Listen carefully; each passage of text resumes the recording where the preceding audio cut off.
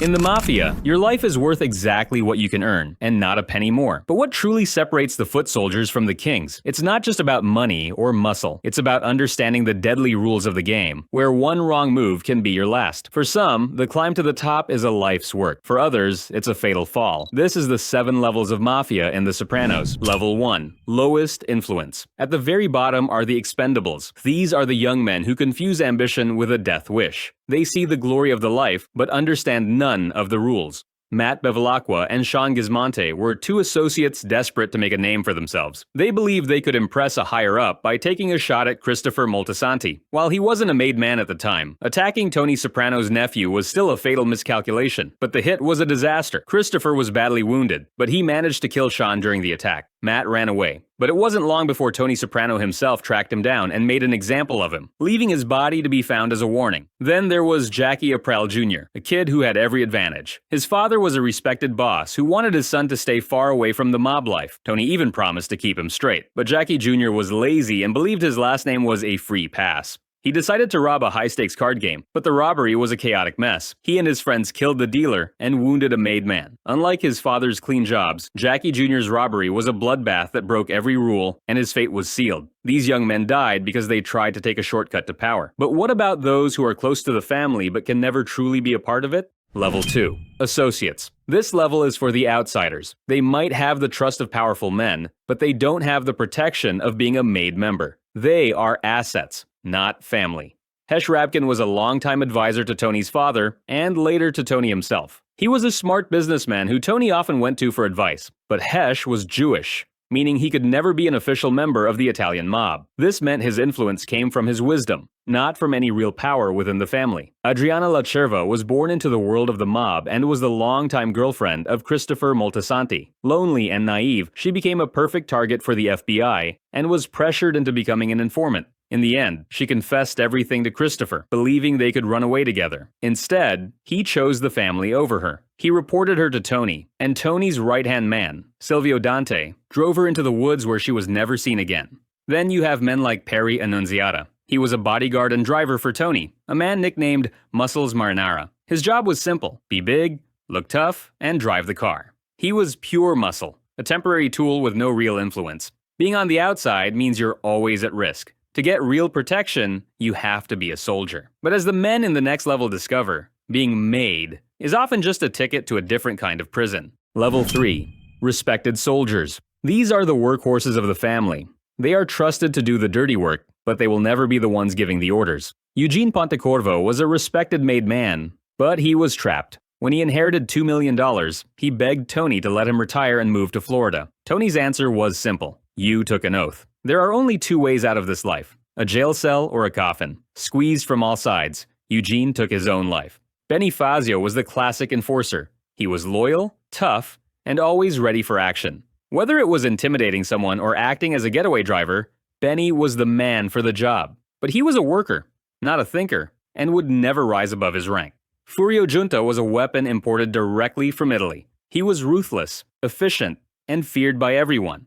But Furio fell in love with Tony's wife Carmela, and was disgusted by the way Tony treated her. One night, he came dangerously close to pushing Tony into a spinning helicopter blade. Realizing he could no longer stay, he disappeared overnight, fleeing back to Italy. These soldiers are the foundation of the family, but they'll never run it. To get closer to the throne, you need the trust of the boss himself. Level 4. Mid-tier figures. These men have influence not just because of what they do, but because of who they know. Their power comes directly from their relationship with the boss. Christopher Moltisanti was Tony's nephew, and the heir he was grooming to one day take over. But Christopher's constant struggles with drugs made him a liability. In the end, after a car crash caused by Christopher being high, Tony realized his nephew would never change. He looked at the empty baby seat in the car and suffocated Christopher, ending the life of the man he once hoped would succeed him. Bobby Baccalieri started as the quiet caretaker for Tony's uncle, Jr. He was seen as soft, a man who had never even killed anyone, but his loyalty was absolute. Bobby's status changed forever when he married Tony's sister, Janice. Suddenly, he was family, and Tony began to trust him with more responsibility. Patsy Parisi was the quiet survivor. He was a competent, longtime soldier who never made waves. His influence grew when his son began dating, and eventually married, Tony's daughter, Meadow.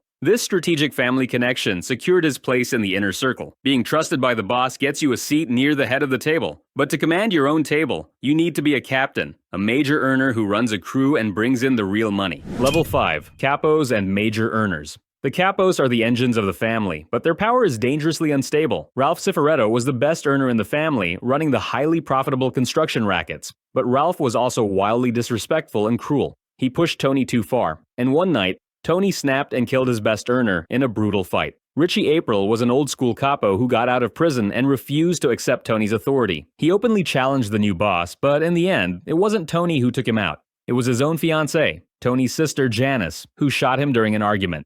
Vito Spatafora was another top earner who took over the construction rackets. His influence was tied to the money he made, but Vito had a secret. He was gay, a death sentence in the mob world. When he was discovered, he was brutally murdered. Carlo Gervasi was a loyal capo for years, but when his son was arrested, Carlo faced an impossible choice. To save his son, he became an FBI informant, ready to testify against Tony. The capos run the day-to-day business, but above them are the true power brokers, the men who have the boss's ear and shape policy. Level 6. High-ranking lieutenants. These men are the inner sanctum, the most trusted advisors just below the boss. Johnny Sack was the face of the powerful Lupertazzi crime family in New York. As underboss and later boss, he was a master strategist who negotiated directly with Tony on issues that affected the entire region. Silvio Dante was Tony's consigliere, his most trusted advisor and the voice of reason.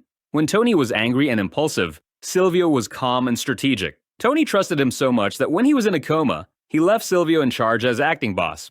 Paulie Walnuts Gualtieri earned his power through decades of service. He was a senior capo who had been loyal since the days of Tony's father. He was a huge earner and one of the family's most feared enforcers, representing the old-school tradition that held the family together. Lieutenants are kings in their own right, but at the very top of the pyramid, one man's word is law. They are the bosses. Level 7. Bosses. At the top of the food chain, these men wield absolute power. Tony Soprano is the ultimate authority in New Jersey. As the boss of the DeMio family, every decision, every hit, and every dollar flows through him. Despite his personal struggles, his power within his family is absolute. Junior Soprano, Tony's uncle, also held the title of boss, but his power was an illusion. Tony made Junior the official boss to act as a lightning rod for the FBI. For a short time, his title gave him influence, but Tony was always pulling the strings. Carmine Lupertazzi Sr. was the old-school Don of New York. As the head of the massive Lupertazzi family, his influence was legendary. He was respected for his quiet, steady leadership. When he died, it created a power vacuum that threw New York into chaos. From the clueless wannabes at the bottom to the lonely men at the top, the 7 levels of the Mafia are a brutal climb. In the world of The Sopranos, power is a fragile crown, easy to lose and almost impossible to hold on to without paying the ultimate price.